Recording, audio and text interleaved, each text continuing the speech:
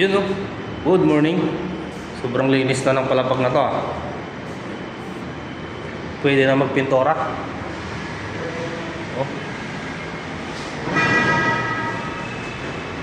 Pwede na i-final paint oh.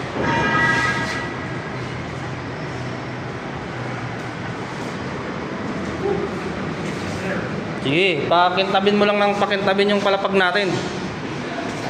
Para ano? Okay no, malinis. Pwede na. Pwede nang iwanan.